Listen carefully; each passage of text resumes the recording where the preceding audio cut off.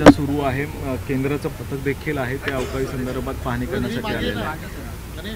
आणि आता अवकाळीच्या संदर्भात असेल किंवा दुष्काळाच्या संदर्भात असेल, विधान परिषदेमध्ये आणि विधानसभेमध्ये सुद्धा याची सगळ्या आमदारांच्या माध्यमातून चर्चा झालेली आहे। सरकारने वेळेत पावलं उचललेली आहेत। 40 तालुके दुष्काळग्रस्त असल्याचं घोषणासुद्धा केलेली आहे आणि त्या पद्धतीने केंद्राचं पथक येऊन राज्यामध्ये ती पाहणीसुद्धा करते।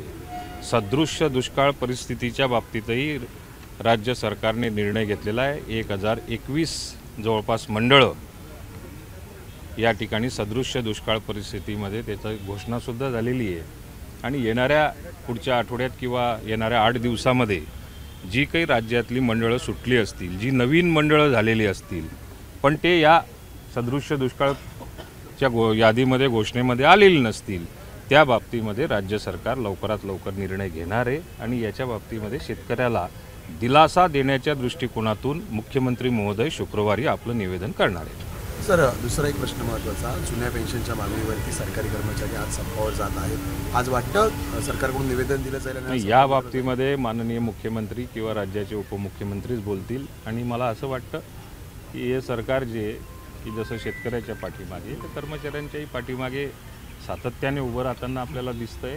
त्या बाबतीमध्ये हा निर्णय जो आहे तो राज्याचे प्रमुख घेतील। पीक विम्यावरतून विरोधक आरोप करतायत की कुठेतरी मदत शेतकऱ्यांपर्यंत पोहोचत नाहीये, तर काय मदत पोहोचेल आणि कधीपर्यंत पोहोचेल?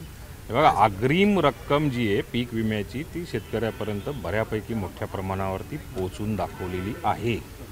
आता शेवटी पीक कापणी प्रयोग अंतिम अहवाल जोपर्यंत प्राप्त होत नाही तोपर्यंत विरोधकांना फक्त बोलण्याव्यतिरिक्त मागणी करण्याव्यतिरिक्त दुसरं काही सुचत नाही आहे, कारण सरकारचं काम शेतकऱ्याच्या पाठीमागे उभं राहण्याचं योग्य दिशेने चाललंय। पण पीक विम्याची जी रक्कम आहे ती कुठेतरी कमी आलेली आहे। कुठल्या शेतकऱ्याला 52 रुपये, कुठे 70 रुपये अशा पद्धतीची रक्कम आहे। या बाबतीमध्ये कृषी मंत्री सातत्याने आपल्याला खुलासा करतायत आणि त्या बाबतीमध्ये कृषी मंत्र्यांचं सातत्याने जिल्हाधिकारी किंवा पीक विमा कंपन्यांशी सातत्याने चर्चा चाललेली आहे। जी रक्कम दिली पाहिजे ते जे काही निकष ठरलेले, जो नियम ठरलेला आहे त्यानुसार पीक विमा कंपन्यांनी देणं बंधनकारक आहे।